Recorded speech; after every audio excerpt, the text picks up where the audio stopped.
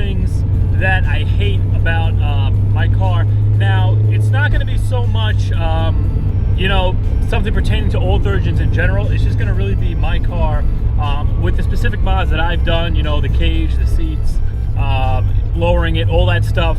So I'm going to start with number 7, that being the least annoying thing that I don't like about the car, and then we're going to go all the way down to number 1, which is going to be the most.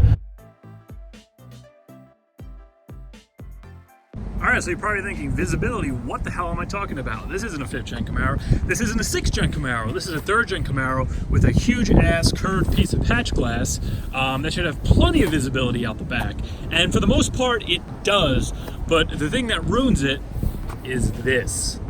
Now, what I'm talking about with that pillar there is whenever it comes to backing out of the driveway, or like a parking spot in a lot or anything like that, because of that really wide pillar, you can see how wide it is inside the car.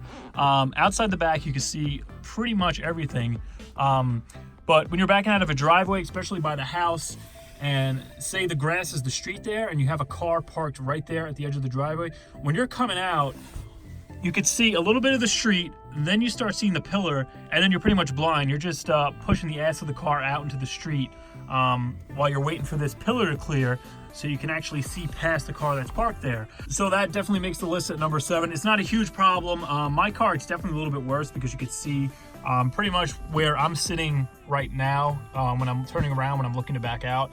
You can see the seat is in the way, blocking the window in the front there a little bit, as well as the cage that kind of gets in front of the window. So that definitely makes it a little bit worse. If that stuff wasn't there, I could probably kind of just peek around like that. So my car in particular definitely makes this more of a blind spot than it has to be. And obviously, unless your car is completely gutted, you're still gonna have a passenger seat. These are fixed fiberglass seats, so the back can't recline. So if you had like a factory seat, you can just kind of tilt the seat back a little bit, and that'll give you a little more visibility out that front window.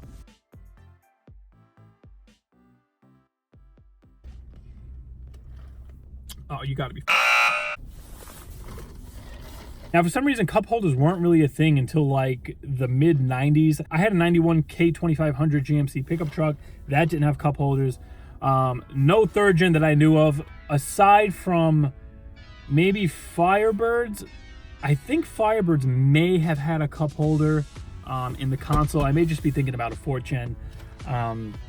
But yeah, these cars don't have cup holders. I mean, I think the number one thing that a lot of 3rd gen guys do, including myself, is just take the cup, stick it right between your legs, and you go on your merry way. Now, this works relatively well. That's one of the things I do. The only downside with that is if you have a manual, if you decide to downshift or, you know, give it a little gas, kind of do a little spirited driving while you have that cup there.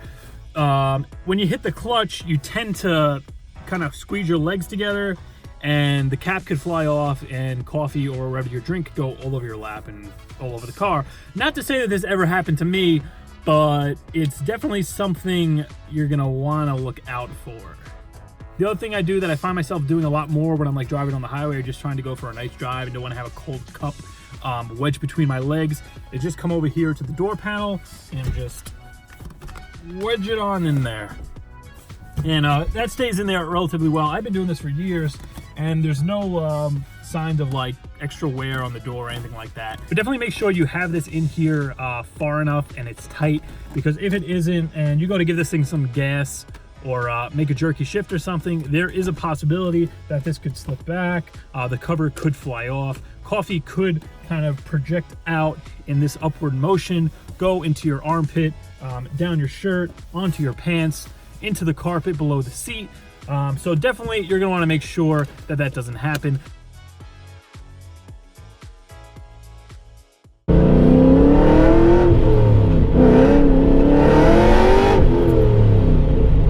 Now, this isn't something that is always gonna be a problem, at least for my car. Just recently when I swapped the rear, I developed this annoying squeak in the back. I don't know if you can hear it.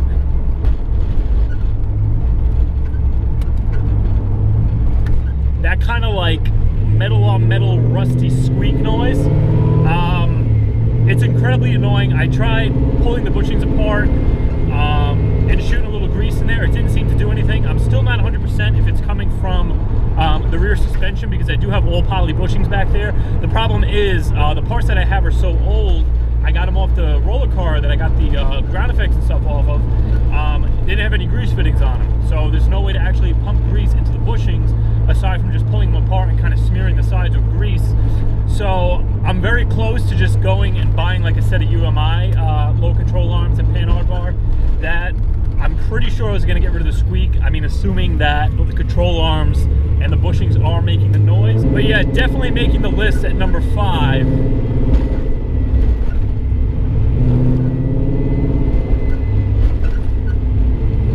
Squeak. All right, so I had to start the car up to get the air to blow out of the front vents, because obviously it is vacuum controlled. But number 4 is going to be the blower motor. Now, what am I talking about when it comes to the blower motor? I am talking about the force. Now, compared to new cars today, the blower motor, not only in this car, but I mean any old car, it just sucks. I mean, it doesn't blow anything at all like a new car. I mean, if you aim this on your face, you could barely kind of just get like a cool breeze. It is nothing like the blower like in a new car.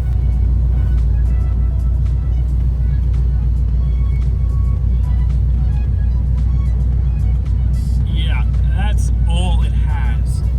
Now, air is coming out of here. I can feel it.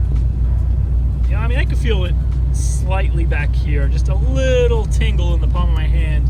I definitely find myself wishing that this had a lot more power when it comes to the summer, and you know, it's freaking hot as hell outside. But then you get into the car, crank up the AC, and all you really get is this poor excuse of like an old man inside your dash, just kind of blowing air onto your face. Now, I touched on this in my cage walkthrough video.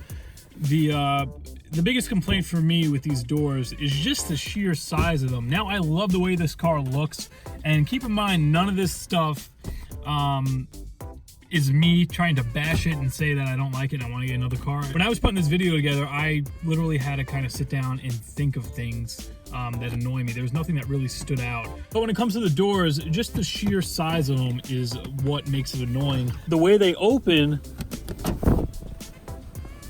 you could see that's probably like a normal amount of parking lot space, and just the sheer length of the door, it makes it very difficult to try to squeeze out of here when you're in a tight parking situation. So I tend to try to park on my own as far away as possible anyway, so you know, I can just swing the door open and get out without a problem. All right, so you see for number 2, I had to come back home because the wind was just absolutely ridiculous. But number 2 is going to be ground clearance. Now, driving an LsxMatt 3rd gen with long tube headers, ground clearance is definitely a problem.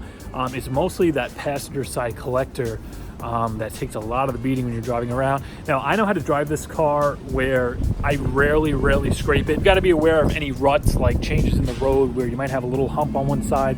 You got to make sure you don't have that collector kind of going over that, because you will scrape it and possibly even lose a clamp. But I'm really good with that. The exhaust really doesn't take a beating as much as it used to, as I got used to driving the car with the headers. But the main thing that kind of bothers me, aside from the exhaust when it comes to the ground clearance, is that front chin spoiler.